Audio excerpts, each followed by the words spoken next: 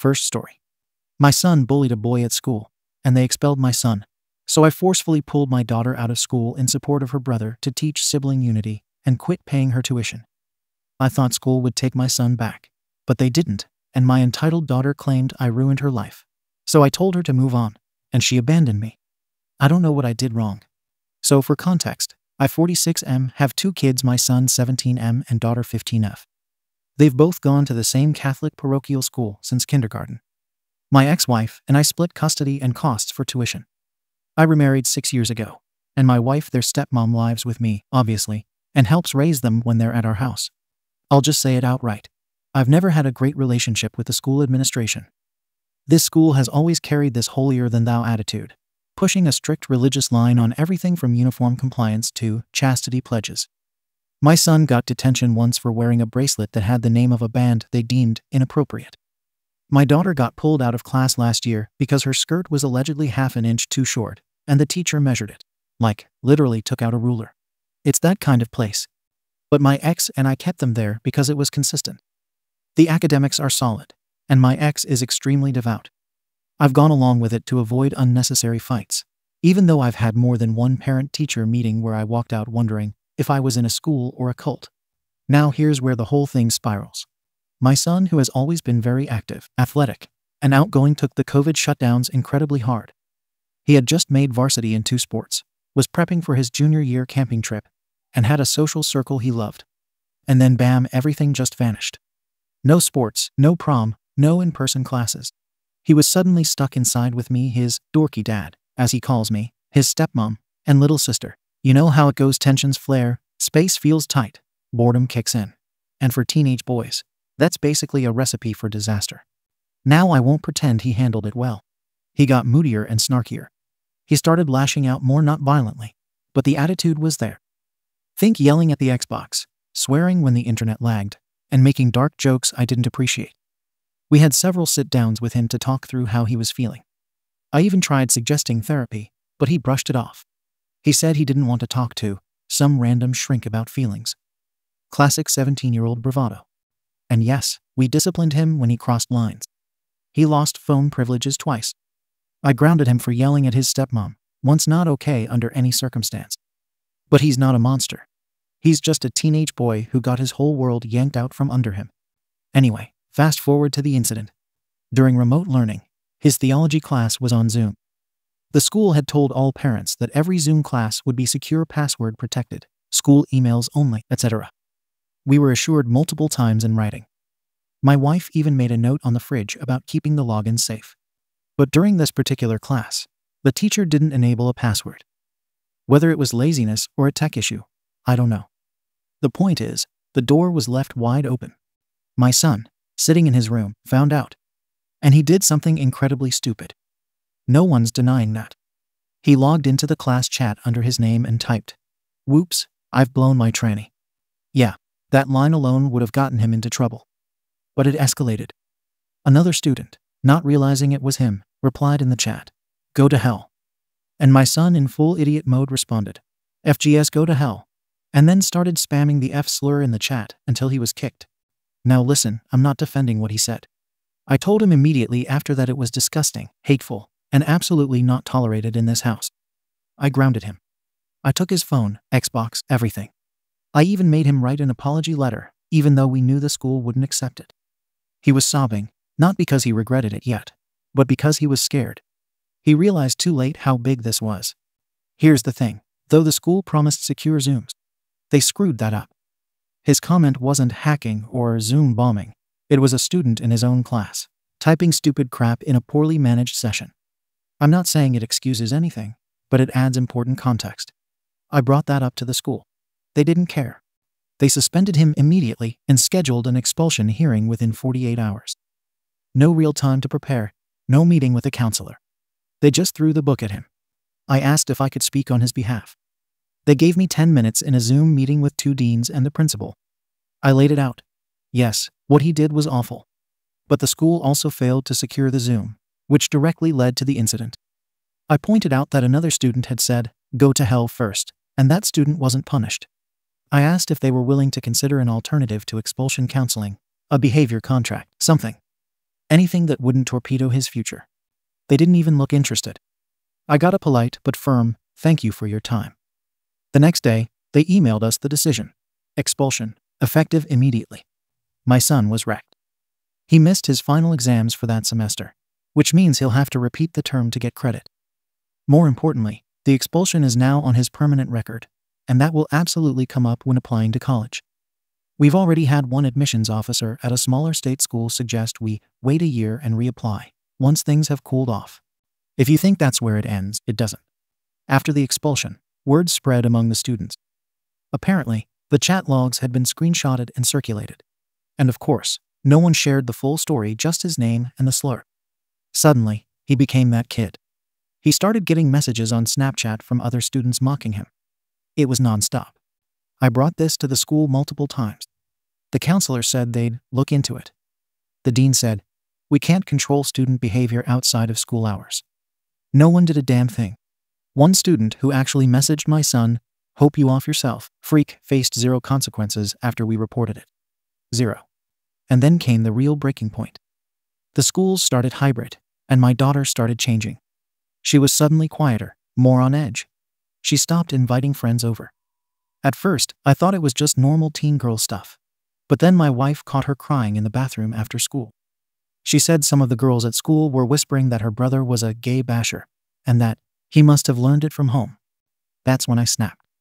I realized that not only did the school fail my son, they were now failing my daughter too. And despite everything, I hadn't even thought about pulling her yet. I still believed she might be okay there. But now, no chance in hell. So I told her, "Finish this year, and you're done with that place." She didn't take it well. Actually, that's an understatement. She exploded. She went straight into panic mode the second I said she wouldn't be going back next year. Full meltdown. Screaming, crying, saying I was ruining her entire life, that everyone would think she was just like him if she left, that she'd lose her friends, that she'd never fit in anywhere else. I get that she's 15 and dramatic, but this was a level I hadn't seen before. And honestly, I didn't care. I was done watching my kids get dragged around by this school's hypocrisy. My ex-wife heard about it within an hour because apparently my daughter texted her a novel. My phone rings, and the second I pick up, she doesn't even say hello. She starts unloading on me, calling me controlling, unreasonable, and a dictator, saying I always do things unilaterally and never consider how my decisions affect other people. Says I should have discussed it with her first. I told her flat out that I'm not sending either of our kids back to a school that punishes one student publicly and lets the rest hound him like wolves. If she wants our daughter to stay there so badly, she can pay the $14,000 tuition on her own. That's when she dropped the classic, "I'll see you in court" line and hung up. Now, here's something I haven't said yet. I already had a strained relationship with this school long before any of this happened. They've always had it out for my son in subtle ways. The administration never liked his attitude. He's outspoken, sarcastic, calls out hypocrisy, and doesn't pretend to be a choir boy. He once questioned why the school spends thousands on new football uniforms, but then claims they can't afford better mental health services. The dean told him to watch his tone. Another time he asked why they preach forgiveness, but then threatened suspension for missing morning prayer. The principal told me after a parent-teacher meeting that my son has leadership potential but needs to learn humility. Translation: fall in line.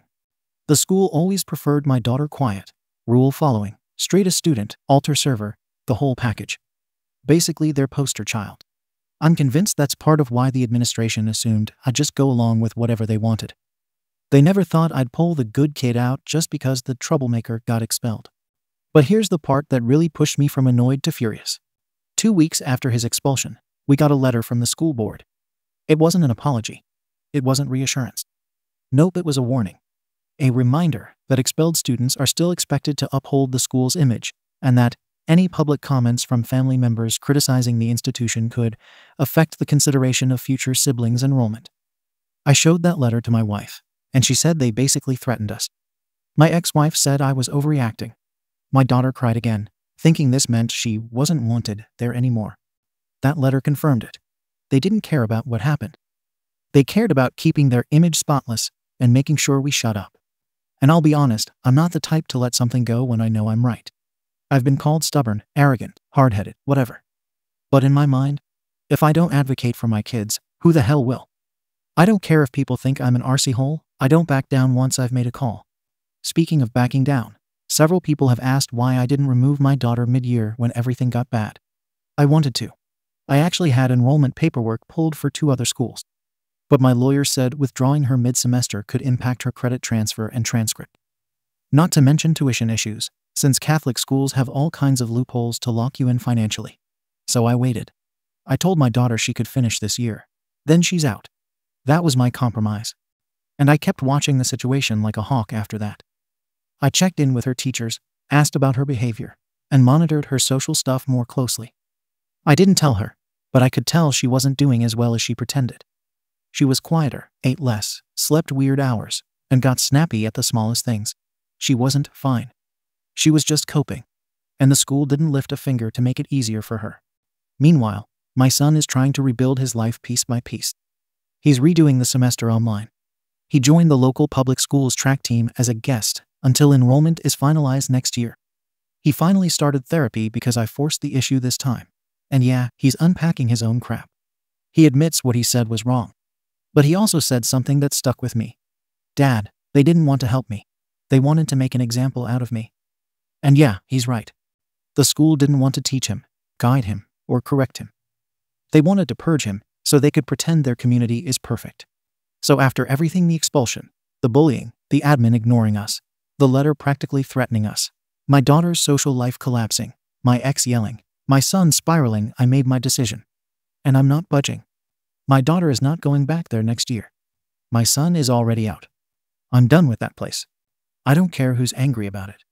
But now my ex is prepping for court. My daughter is barely speaking to me. My son feels guilty for ruining everything.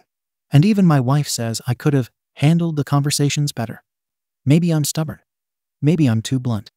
Maybe I don't tolerate bullshit well. But I'm not changing the call I made. I know what I saw. That school failed both of my kids. So Reddit, tell me straight. AITA.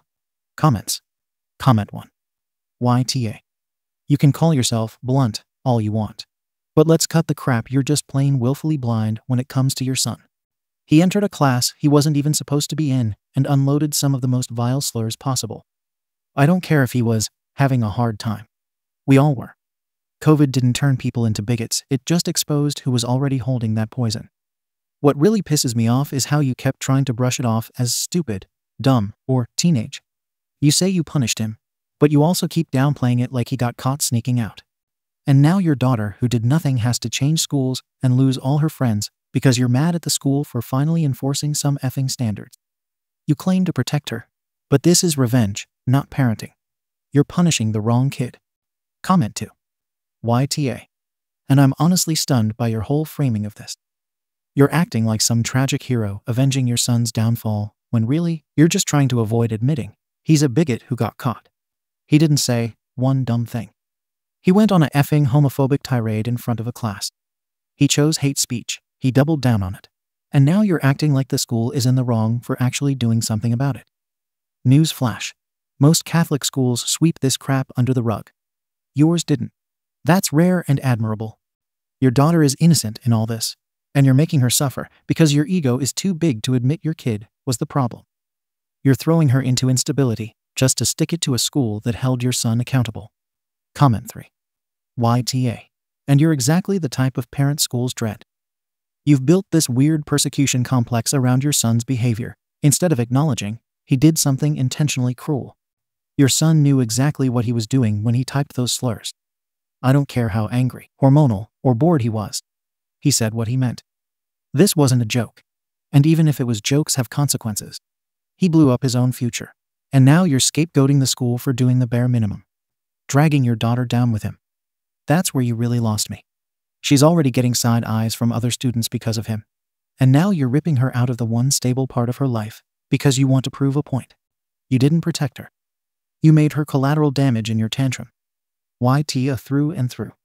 Update. So I guess I'm officially the arsehole now, huh? Fine by me. The last couple of weeks have made one thing very clear. I'm not surrounded by people who actually give an SHT about my kids. I'm surrounded by people who care about keeping up appearances and playing nice so they don't ruffle feathers. Well, I'm not built like that. Let's start with my daughter. She's still furious. Every other day there's a new outburst. She told me I was ruining her life again, This time because I wouldn't let her go to some retreat weekend the school's hosting. I told her flat out, you don't get to play both sides. You can't cry about how much this place hurt your brother and then go dance at their events like nothing happened. She said I was isolating her. I said I was removing her from toxicity. She slammed her door again. Whatever. I'm not going to base major parenting decisions on the mood swings of a 15-year-old. She'll survive. And speaking of surviving, the school had the audacity to email me a tuition reminder. Like they actually thought I was going to keep funneling money into their little kingdom after they expelled one kid and let the other get socially lynched by her peers. I replied exactly once. Told them the environment they created was no longer suitable for either of my kids, and they'd already received more than they deserved. They want collections? Let them try. They can send all the reminders they want. I'm not paying to be insulted. My ex called me a financial terrorist. She almost screamed it. Said I was sabotaging our daughter's record by not cooperating. I told her she's the one cooperating with a school that treated our son like he was disposable. She didn't like that. That fight ended with, see you in court, again. Here's the kicker. I actually did suggest family therapy. Not for me. I'm fine. But I said maybe she and our daughter could work through whatever resentment they're carrying for not immediately abandoning my son. Of course, they both shot it down. We're not the ones tearing the family apart, they said. I laughed. Because, yeah, apparently holding your daughter accountable for loyalty is now emotional abuse, or whatever buzzword they're throwing around. But the part that really cemented everything. I had a little run-in with another parent in the church parking lot. It was the dad of that other student, the one who typed, "Go to hell," in the chat before my son responded. He looked smug. Real smug. Gave me a little nod like we were going to play nice. I asked him point blank if he planned on addressing what his kid did. He said, "My son didn't use hate speech." I said, "No, he just started the damn fire." That's when he tried to walk away, and I said, "You raised a coward just like this school." Boom, he lost it. Raised voice. Mine got louder. A crowd formed. Yeah, someone filmed it. No, I don't care. That guy's lucky I kept it verbal. My wife says I'm making things harder than they need to be. I told her she can stay out of this if she's not going to back me. She said, "Your daughter is breaking in front of you." I said, "Maybe she needs to break now so she doesn't fold later." Harsh? Maybe. But I'm not here to raise fragile people. I'm here to raise kids who know how to stand by the people who stood by them. And if that's not her brother, then maybe she's not the person I thought I raised. Also, for all of you still trying to paint my son as some hate-fueled monster, he lost everything. He's been rejected from clubs and from re-enrollment. Even his goddamn Little League coaching gig cut him loose because some PT a mum didn't want that kind of kid around her 8-year-old. The bullying didn't just stay in school. It followed him everywhere. The internet never lets things die, especially when you're the villain in some sanitized Catholic narrative. You want to talk about fairness? He didn't even get a chance to defend himself. We tried applying to another private school. They shut us down almost immediately. We don't have the resources to support his needs at this time. I know what that means. They Googled him, saw the expulsion, and noped out. And now my daughter's application is just sitting in limbo. No decisions. No calls. Just a digital void. She's starting to see that maybe this school, the one she worshipped for years, isn't quite the angelic institution she thought it was. And as for court, yeah, it's happening. My ex is going full scorched earth. Emergency motions, email printouts, evidence of mental distress. She's pulling it all. Her argument is that I've made the home environment unstable and retaliatory. My lawyer is prepped. We're fighting back. She wants full decision-making power on education. Over my dead body. I'm not bending. I'm not apologizing. I'm not rolling over just so a bunch of fragile parents and spineless school administrators can sleep at night. My kids deserve better than that place. They deserve better than people who only value them when they're easy to manage. They deserve a father who's not afraid to say, "No, you don't get to crucify my son," and pat yourself on the back afterwards. So yeah, maybe I'm the arsehole. But I'm the right one. Comments. Comment 1. Jesus, dude. You've gone full villain arc and are still acting like you're the martyr. Let's be crystal clear. YTA. Your son said some repulsive SHT, got caught. And you've spent every single paragraph since trying to spin it into a poor misunderstood boy narrative. He wasn't just being edgy, he made a choice to use hate speech in a school setting. If you think he's kind, then your definition of kindness is broken. Dragging your daughter through this mess is unforgivable. She's the one actually suffering for a mistake she didn't make. You don't get to play the family above all card when you're the one blowing it up. Friends aren't disposable just because you say so, especially not when they're her only support system in a hostile environment you created. Also, that therapy move, making them go without you. That's coward SHT. This isn't about family. It's about you controlling the narrative and punishing anyone who doesn't fall in line. Get over yourself. Comment 2. I went to Catholic school for 12 years. AITA, and honestly kind of terrifying. I've seen firsthand what it's like when schools protect their image above their students. So I was with you at first until you showed that this isn't about justice. It's about revenge.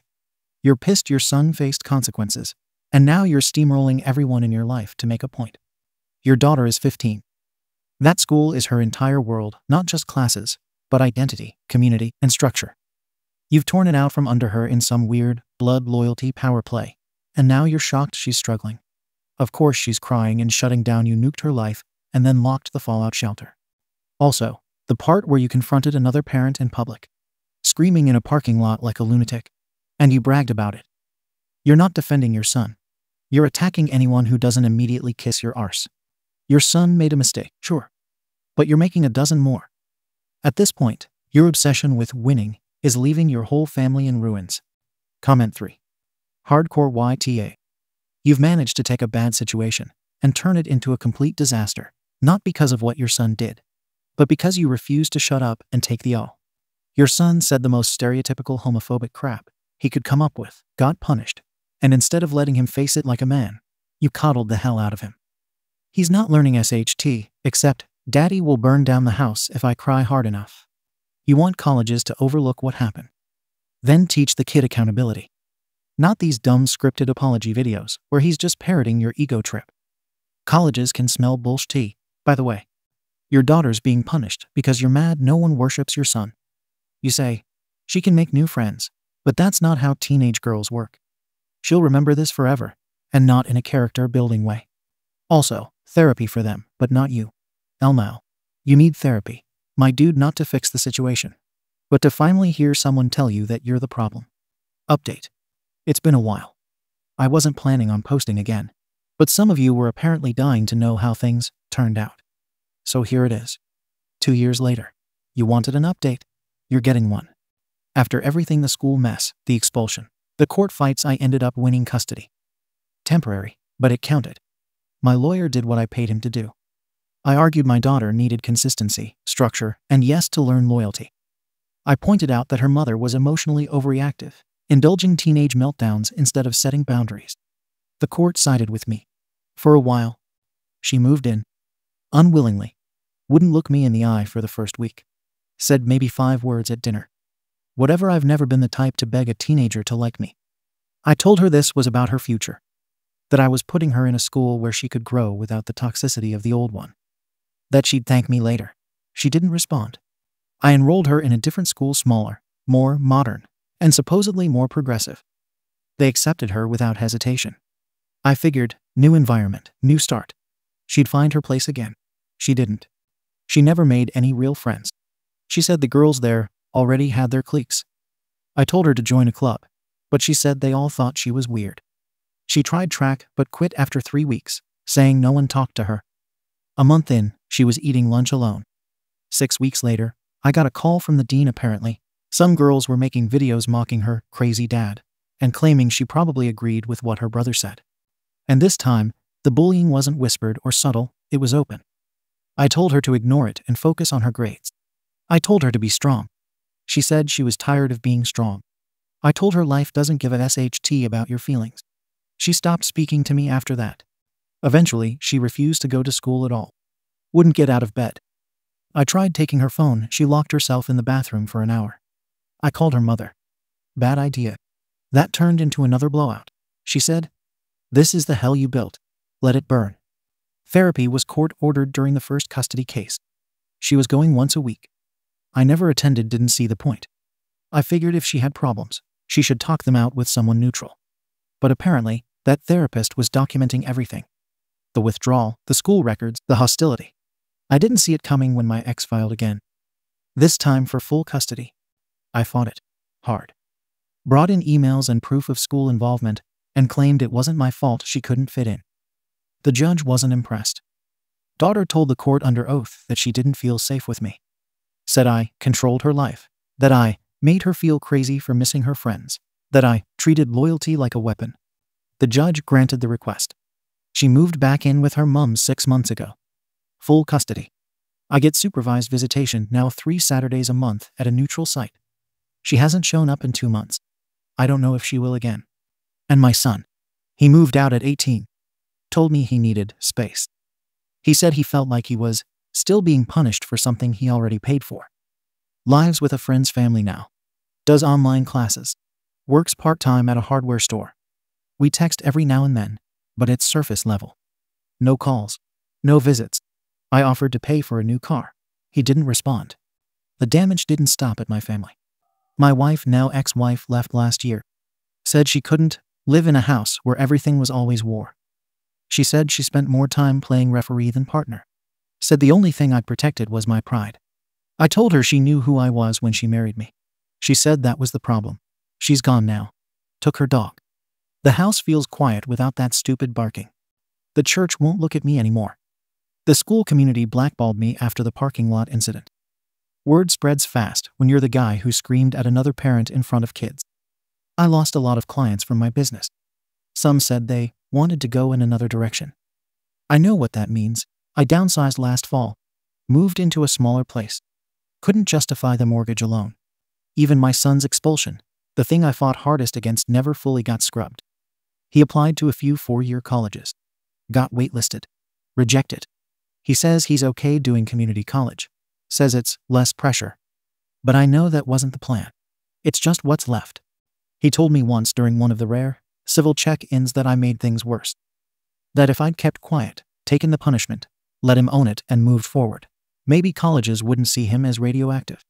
He said the video we made felt more like a rant than an apology. I told him that's because I was the only one fighting for him. He didn't say anything after that. I still think the school overreacted. I still believe what happened to him wasn't justice. But I can't pretend anymore that I handled it well. Maybe I overplayed my hand. Maybe I should have let it go sooner. But you know what? It's done. The ship sailed. Everyone made their choices. I stood by mine. And sure, some of you are probably thrilled. See? The arsehole got what he deserved. Fine. I'll be your villain. But I'll also say this. If standing up for my son cost me everything, I still don't regret doing it. Even if no one else stood by me. Even if my own kids walked away. That's the part no one wants to hear. So yeah, maybe I lost. Maybe I'm alone. Maybe I'm just another bitter parent with too much pride and not enough foresight. But at least I didn't roll over. And I guess that'll have to be enough. Comments. Comment 1. There's a difference between fighting for your kids and fighting through them, and you clearly don't know which side of that line you've been on. Your son made a huge mistake. You made it your entire personality. Instead of letting him take responsibility, learn, and grow, you hijacked his narrative and turned it into your own redemption arc. And now he's gone. Quietly, without screaming or dramatics. That should tell you everything. Your daughter. She begged you to see her as her own person, but you couldn't. You turned her brother into a defender, a soldier in your war, and when she broke, you called her disloyal. You didn't lose your family because you defended them. You lost them because you couldn't stop performing. 2 years later, and you're still writing like you're trying to win a debate. The problem is, no one's arguing with you anymore. Comment 2. I read your update, and all I see is someone who can't stop narrating their own downfall like a tragic hero. You lost your son, your daughter, your wife, and your community, but somehow it's still everyone else's fault. Come on, man. And that line, friends are temporary, family is forever. That's only true if the family doesn't treat you like an emotional hostage. Your daughter was 15. She got bullied, pulled out of her school, isolated, and silenced. You called that tough love. I call it controlling as hell. You talk about supervised visits like it's some injustice. But honestly, that's probably the only thing keeping her sane. You say you'd do it all again. You really shouldn't. Comment 3. Okay, I actually feel bad for you, but not for the reasons you want me to.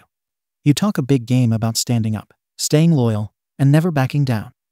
But reading this update, it's like watching someone who knows they F-ed up, but can't quite choke out the words. Everything's past tense. Everyone's gone.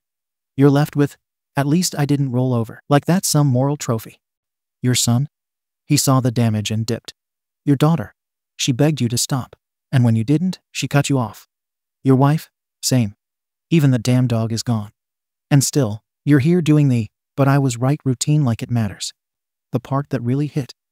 You're admitting your daughter might not come back, but immediately blaming the therapist, the school, and her mom. Dude, no one's going to rescue you from a story you wrote yourself into. Was the school harsh? Maybe? But you. You made sure the fallout hit everyone. That's not righteous. That's reckless. Second story.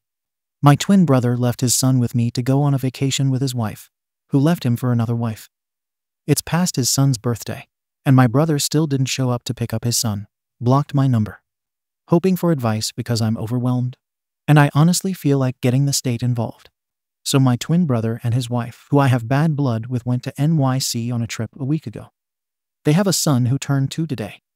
Before leaving, my brother asked if I could watch their son, and I agreed to it.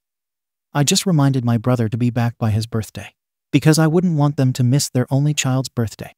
My husband, and I also have a family trip planned to GWL editor's note. Great Wolf Lodge, the huge indoor water park on Halloween.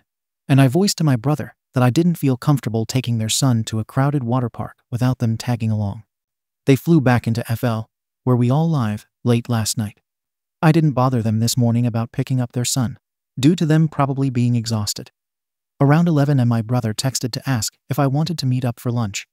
I was a bit annoyed at the last-minute plan, because I'm a mom of 6, and I can't just drop things to go have lunch with them. They offered to buy, so I went to the restaurant. They ended up flaking, so I got food to go and came home.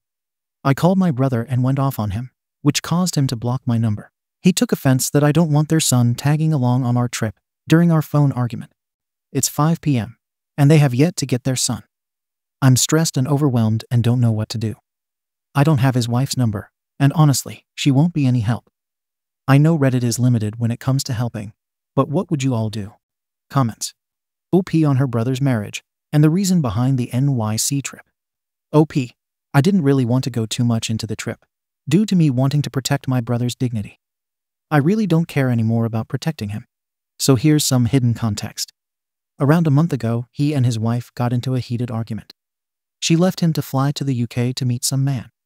Things didn't work out with that relationship, so she flew to NYC and convinced husband to fly there so that they could work on their relationship by having a small getaway. Their marriage is messy. This is the 4th or 5th time they've separated. OP on hers and her husband's jobs. OP. My husband is a pediatric craniofacial maxillofacial surgeon. I make money from TikTok. We moved to Florida in June of this year from Arizona and use our Z house as an Airbnb. Our children are well kept and have a far better childhood than my husband and I had. I think it's very trashy to hate on large families and assume that we can't afford our children. Commenter. Okay, so the brother is an arse. I have one like this too. But what about the sister-in-law/mother of the child? She isn't missing the baby. Many moms can't even make it through a date night dinner because they don't want to leave their baby. How is she not wanting to see her baby regardless of the brother dad? I think the law enforcement officer who said they think it is drugs is onto something. If it was postpartum, the dad would still want to have the child, even if mom is freaked out. I think this is a couple who shouldn't have had kids and did. I hope we get an update, but I think they just said, she has 6 kids and is good at it, and decided their son is better off. Blocking someone who has your kid is beyond insane. SHTTY brothers exist. I believe that part. I'm just struggling with the other piece and trying to find an explanation beyond the obvious. They don't want the child. Sad all the way around, but I don't see how she is the automatic winner. The kid is yours now. OP. The reason why my sister-in-law and I don't get along is because she lies a lot and is a horrible person. We actually did get along until her mask fell off. I'll tell you all of the drama. They've been married since August of 2020. They had their wedding in our grandma's huge backyard. My grandma did ask at their reception about kids in the future, because she favored my brother a ton and was so happy that he found someone after years of legal trouble that he'd been through. My sil claimed that she had cancer, and they had to remove her uterus a few years ago. 7 months into their marriage, my brother and she got into a huge argument. She told him she lied about the cancer and just doesn't want to have children. They had a pending divorce on them, but reconciled in February 2023. She ended up getting pregnant. I was also pregnant during the beginning of 2023 with my youngest. She drank and vaped during her whole pregnancy. Mind you, We lived states away from each other. But she would do this while live streaming on social media. Even in her Facebook bio, she put, "Forced to be a mum because abortions are illegal." OP on her family's background when she was growing up. OP, it is most definitely real. Feel free to come over and help if you're just going to run your mouth. I never said that. I didn't know what CPS is. Of course I know what it is. I experienced not being wanted, and the same thing happened to my brother and me at a young age. My parents lost parental rights, and my grandparents had to raise us. Maybe I don't want the same thing for my nephew. Tell me you haven't grown up in a broken family without telling me the type of comment. Update. I apologize for the people who were waiting a bit for the update from my last post. My husband and I and our kids just got back from our GWL staycation today. First of all, for the few people that were assuming that my post seems fake, it's most definitely not. I had a very toxic childhood. I wasn't loved and grew up in a broken family. I got married at 19 to escape. I don't take child abuse lightly, and certainly wouldn't use my nephew for attention.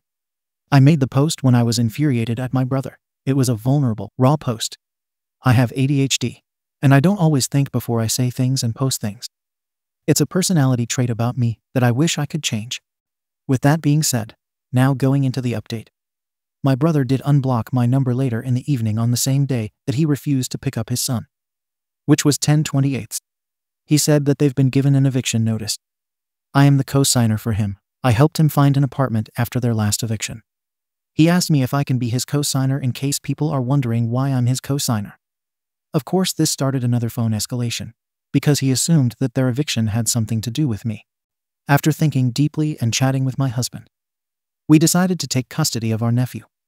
We have plans to work with CPS on getting some funding for his care. He went on our trip, and he's such a sweet, energetic little boy that doesn't deserve to be crapped on. We have 5 daughters and only a boy, so now our son will have a little buddy. My parents lost parental rights of my brother and me when we were 12. So for the people worrying that our nephew is going to be placed in a foster home, it's something I don't have the heart to do. I don't want to continue that cycle. Comments. OP on why her brother and his wife were going on vacations, avoiding their parenting responsibilities, and what his thought process was. OP, not trying to defend him, but it has much more to do with his IQ than his priorities. We were both drug exposed in the womb, and it affected him way more than me. I feel more like a parent to him than his twin sister at times, because he's so clueless and his IQ is very low. That's why I added in my original post that I had to remind him to be back before the 28th. Or else he would have still been on vacation on his child's B-day. Commenter 1. I am honestly wondering why the landlord didn't contact you before evicting your brother, if you were a co-signer on the loan. That would make you equally responsible for the rent getting paid. So either your brother put a fake phone number down for you, or the landlord didn't fully do their job. You should have had some heads up this was happening. I am glad you took your nephew, and I hope that he has a good life with you and your husband and your kids. OP, it wasn't a rent issue. My brother is unemployed by choice, and his wife is also. I was covering most of their rent. It was a filth issue, and them ignoring it and ignoring the landlord warnings. Roaches and mice were living rent-free in their place type of filth. They were also sneaking in pets without approval from the landlord. Thanks, by the way. Thank you for watching the video. If you are interested in listening to these kinds of stories, we've got more in store for you. Simply subscribe to our channel, hit the like button, and share it with your friends.